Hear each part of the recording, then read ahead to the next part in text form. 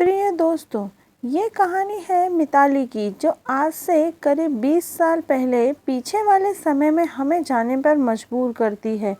मिताली बचपन से ही बहुत साहसी और निडर लड़की थी। अभी वह 14 वर्ष की ही थी। जो भी उसे देखता वो यही कहता कि अभी तो ये कितनी छोटी है, फिर भी इतनी साहसी है। वो अपने माता पिता की इकलौती संतान होने के कारण बहुत ही लाड़ प्यार से पली बड़ी थी। उसके माता पिता उसे अपनी जान से भी ज़्यादा प्यार करते थे। एक दिन वह अपने दोस्तों के साथ खेल रही थी और खेलते खेलते बहुत दूर निकल गई। आते वक्त रास्ते में अंधेरा हो गया। उसकी सहेलियों के घर उसके घर से पहले ही थे, तो उसकी सहेलियां अपने अपने घर चली गईं। अब मिताली रास्ते में एकदम अकेले जा रही थी। चारों तरफ सन्नाटा फैला हुआ था। मिताली दबे पांव जा रही थी कि उसने अचानक किसी के रोने की आवाज़ सुनी। मिताली रुकी और इधर उधर नज़र घुमा के देखने लगी, लेकिन उसे वहाँ कोई दिखाई नहीं दिया। वो फिर से अपने रास्ते पर तेजी से आगे बढ़ने लगी कि फिर से उसने किसी के रोने की आवाज़ सुनी। इस बार उसे कोई दिखा जो सफ़ेद कपड़ों में उस झाड़ियों के पास बैठा हुआ ज़ोर ज़ोर से रो रहा था, मानो उसका दर्द इतना हो। मिताली ने सोचा कि कोई औरत है जिसे मेरे मदद की ज़रूरत है।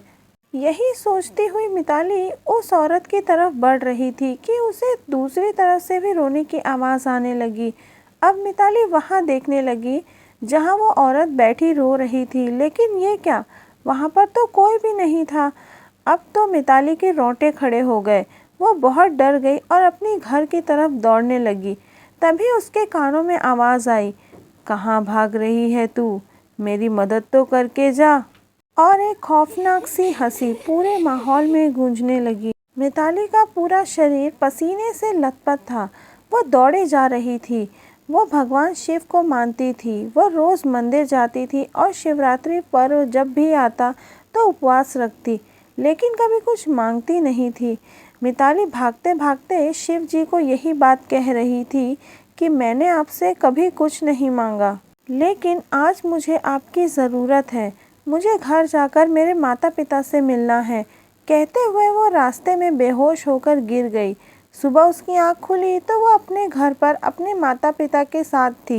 होश में आने के बाद मिताली ने माँ को बताया कि रात में उसके साथ बहुत सारी अजीब चीज़ें हुई और रात में जो घटना घटी वो सारी बात बताई। फिर उसने माँ को पूछा कि मुझे यहाँ कौन लेके आया माँ। तो माँ ने बताया कि एक सज्जन जिनकी लंबी दाढ़ी और लंबे लंबे बाल थे, वो तुम्हें यहाँ छोड़कर गए। वो सज्जन तुम्हें घर लाए, उस वक्त तुम बेहोश थी। उन्होंने बताया कि बच्ची के चीखने की आवाज़ सुनी थी और जब मैं बच्ची के पास पहुँचा तो देखा ये बेहोश थी।